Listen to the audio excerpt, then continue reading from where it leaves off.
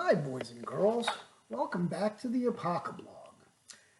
Day, I think it's 1423 of saying we may have to call shenanigans. Biden's campaign manager, Jen O'Malley Dillon, said on Monday there is no scenario where President Trump will be able to legitimately claim victory on Tuesday. It was reported yesterday that President Trump believes that if he wins the East Coast battleground states, Florida, North Carolina, Georgia, he plans to go out and declare victory. Ms. O'Malley said, and we want to be clear with you, if he tries to do that, it will not be true.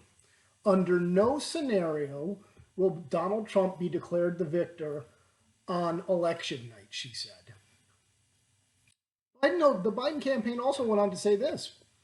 Former Vice President Joe Biden will address the nation as its new leader, even if President Trump continues to fight in court if the media declare him the mathematical winner on election day. Wow, talk about a double standard. Oof. We're really not concerned with what Donald Trump says, Biden campaign manager told reporters. We're going to use our data, our understanding of where this is headed, their understanding, not the facts, what they think they are, and make sure that the vice president is addressing the American people. Oh, okay. Axios reported on the development that Biden, if elected, will lay claim to being in charge of the country even before inauguration. Okay, we're just going to change all the fucking rules now. Nothing's off the table. So Biden's advisors, blah, blah, Al Gore, fuck, blah, blah, bullshit. So if Biden is declared the winner, he'll begin forming his government looking presidential. The guy looks like a fucking a potted plant.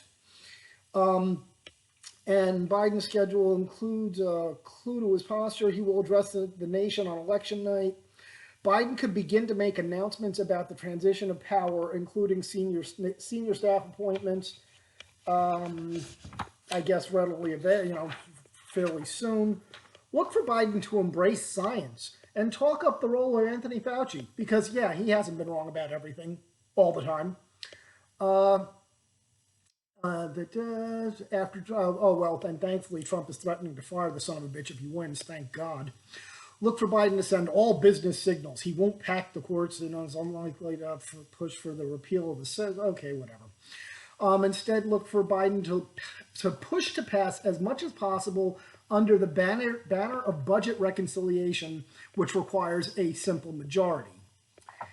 Shrillerly also weighed in. The two-time loser sat down with Jennifer Palmieri, director for the circus, well, that's appropriate, where she urged Democrats to fight until Biden wins the 2020 election. If it's a close election, let's say Biden wins, what do you think Trump will do? Clinton suggested his administration have several scenarios, messing up absentee balloting, the usual bullshit. And Biden's preparing for a lengthy legal battle. We've got to have a massive legal operation. I know the Biden campaign is working on that.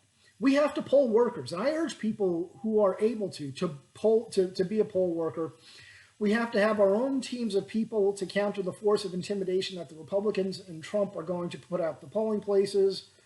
But by no means should Biden concede the election. Regardless of what the outcome is, Biden should not concede. Okay? Scarborough, Joe Scarborough weighed in. If Trump tries to declare victory tomorrow night, we won't carry the live feed. Oh, wow, amazing. Now, all these people are going for the guy that the communist China newspaper endorsed by saying Joe Biden is smoother to deal with than Donald Trump. Well, yeah, that's what happens when you give somebody billions of dollars. And U.S. counterintelligence chiefs have come out and reported that China and Iran favor Biden. Well, imagine that. You send pallets of cash to a country to fund their terror program around the world, and they want to get you elected. Huh. Who saw that coming? Well, there it is, kids. They're telling you, again, they're going to steal this one way or the other. If Trump wins, it's illegitimate. If Biden wins, Trump's out tomorrow. I mean, there should be blood in the street. Expect shenanigans. Pray for the best. Prepare for the worst. And we'll see where this goes. Have a good night, kids.